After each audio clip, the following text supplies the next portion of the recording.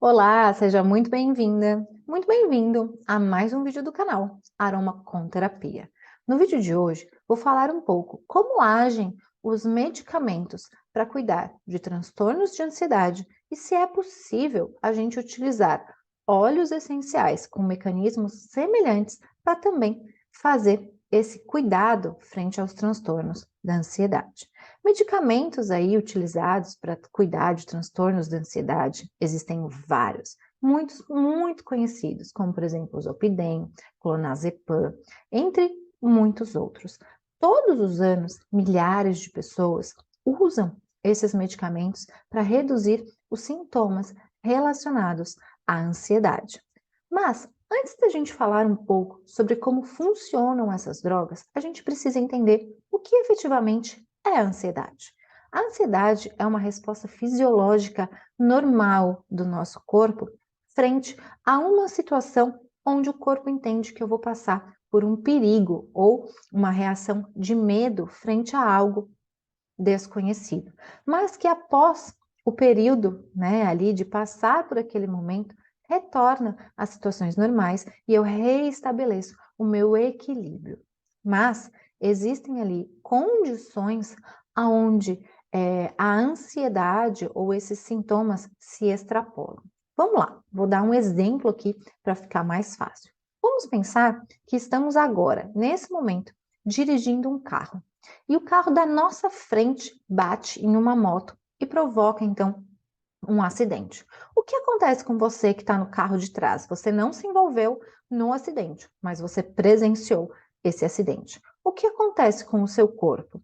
Momentaneamente, aumenta a sua frequência cardíaca, aumenta a sua pressão arterial, você sai do carro correndo, começa a te dar um suadouro e você vai ali tentar se colocar à disposição para ajudar. Muitas vezes, o que ocorre também é um aumento da força muscular, caso você precise fazer uma ação efetiva de ajuda para tirar alguém de algum lugar, coisa assim, a sua força muscular também está aumentada. Sabe por quê? Porque neste momento o seu hipotálamo ativou o seu sistema nervoso autônomo simpático. E todas essas ações de aumento da força muscular, da frequência cardíaca, da pressão arterial, da salivação, do seu olho que fica regalado, da sua atenção que fica super focada naquilo, está sendo ativada pelo sistema nervoso autônomo, numa reação chamada de reação de luta e fuga.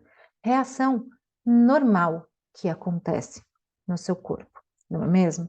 Em situações de perigo, ou seja, é uma resposta fisiológica normal a uma situação onde o meu corpo entende que eu estou passando momentaneamente por uma situação de perigo, ou de medo, ou de expectativa, ou de apreensão. Então, a ansiedade faz parte do dia a dia. Ela nos ensina como reagir a diferentes tipos de emoções, diferentes tipos de situação, levando a um aprendizado. Mas o que acontece muitas vezes é que essa ativação do sistema nervoso autônomo, com esses sinais, de aumento da frequência cardíaca, aumento da força muscular, aumento de tudo, se sobrepõe à vida, a sua vida normal. Acaba ali ficando um processo de hiperestimulação. E essa hiperestimulação do seu sistema nervoso central causa, então, o que chamamos de transtorno de ansiedade. E existem vários tipos de transtornos de ansiedade. Transtorno de ansiedade generalizada, transtorno de ansiedade pós-traumático, transtorno de pânico, enfim, vários tipos de transtornos de ansiedade que podem ser desencadeados no dia a dia. Uma outra condição que existe e que costuma ser bastante confundida é que sinais e sintomas de depressão, como por exemplo, alteração do humor, dificuldade de dormir ou manutenção do sono, fadiga excessiva, tensão muscular, cansaço cerebral e apatia, muitas vezes também são atribuídos ou se sobrepõem aos aspectos da ansiedade. E aí, aqui, a gente tem uma grande confusão que acontece no momento do diagnóstico do que é ansiedade e do que é depressão.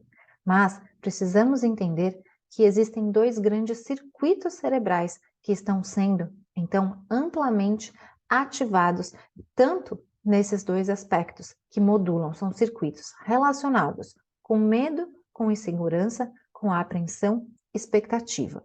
Um circuito cerebral relacionado à hiperativação da amígdala, que é aquela que recebe os estímulos sensoriais do ambiente e processa esses estímulos, e a sua relação com os outros, órgãos, né? Órgãos não, desculpa, com as outras estruturas do sistema límbico.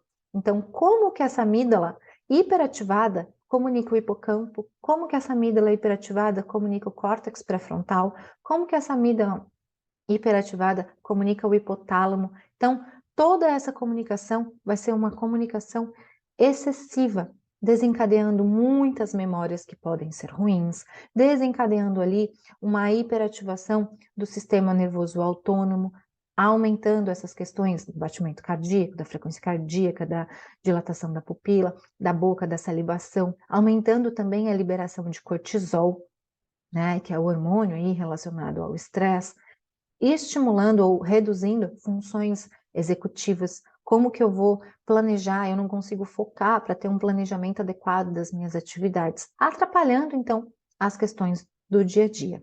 Então, esse circuito é um circuito cerebral que está envolvido com a ativação da ansiedade. Um outro circuito cerebral é o circuito tálamo-cortical, é um circuito estriado tálamo-cortical. Esse circuito está envolvido com a reação ansiosa, como que o meu corpo responde, como são os meus movimentos frente a esse processo de expectativa, como eu penso sobre tudo isso e gero esse movimento. Então, a gente sabe que a ansiedade gera ali pensamentos que são considerados ruins e chamados, então, de pensamentos ruminantes. Em geral, que ficam ali ruminando a cabeça para eu tentar resolver, mas que eu não chego a conclusão nenhuma, justamente pela hiperativação dessa via talâmica estriada cortical, levando então a excesso de expectativa e de apreensão em frente a alguma coisa que vai acontecer na minha vida. E aí, aqui sim, entram os medicamentos. Então, eu entendendo que eu tenho ali uma hiperestimulação do meu sistema nervoso central, com hiperestimulação da amígdala e de outras partes do sistema límbico, com hiperestimulação talâmica estriada cortical, como que eu faço para reduzir essa hiperatividade? É aí que entram os medicamentos. Medicamentos, por exemplo, chamados aí de benzodiazepínicos, como é o caso do Zolpidem, um medicamento bastante conhecido, utilizado para reduzir essa hiperatividade do sistema nervoso central em geral. Por quê? Porque esse medicamento atua sobre os receptores GABA, aumentando a disponibilidade de GABA, que é o principal neurotransmissor inibitório do sistema nervoso central. E ao aumentar a disponibilidade desse neurotransmissor, eu diminuo essa hiperexcitabilidade, tanto desse circuito relacionado à amígdala, quanto do circuito relacionado ao tálamo córtico estriado, certo? Então, eu reduzo aspectos relacionados à apreensão, ao medo, à insegurança e à expectativa, melhorando, então, os sinais e sintomas da ansiedade. Lembra que eu falei que é bem comum a gente ter aí aspectos sobrepostos da depressão, como alteração de humor, como fadiga mental, como tensão muscular, se sobressaindo também em transtornos de ansiedade. E é por isso, então, que drogas conhecidas como antidepressivas podem ser utilizadas no controle da ansiedade. Drogas como, por exemplo, a fluoxetina, o escitalopram ou o citalopram, que são inibidores seletivos da recaptação de serotonina, eles aumentam a disponibilidade de serotonina no sistema nervoso central, modulando aspectos aí relacionados ao humor, ao sono, à fadiga mental, Além disso, uma outra classe de medicamentos antidepressivos, que são os inibidores seletivos da recaptação de serotonina e de noradrenalina, como é o caso da venlafaxina, também podem ser utilizados, aumentando então não só a disponibilidade de serotonina, como também a disponibilidade de noradrenalina, melhorando questões como foco, atenção, humor, entre outras questões. E como que eu encaixo tudo isso na aromaterapia? Bom, óleos essenciais são, assim como fármacos convencionais, precisam ter um mecanismo de ação para atuar. E muitas moléculas dos óleos essenciais possuem mecanismos de ação semelhantes a essas drogas que eu trouxe aqui no vídeo. Então, por exemplo, limoneno, mentol e citral. Todos agem de formas, todos eles agem sobre o receptor GABA. Então, eu posso, por exemplo, utilizar o limoneno para aumentar a disponibilidade de GABA no sistema nervoso central e utilizar o citral, que atua sobre o sítio benzodiazepínico do receptor GABA para potencializar essa ação de GABA que está sendo melhorada pelo limoneno.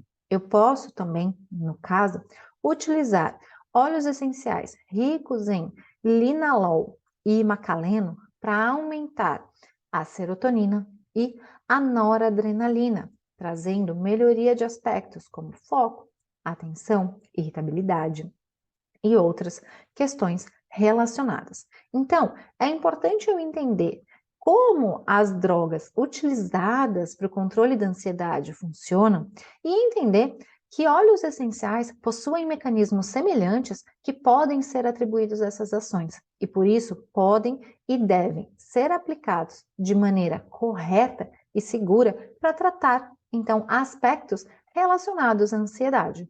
Então, sim, é possível tratar tanto de transtornos relacionados à ansiedade como transtornos relacionados à depressão com o uso de óleos essenciais específicos que tenham ali uma farmacologia bem descrita e aplicá-los de uma maneira muito semelhante ao que se aplicaria a um fármaco convencional.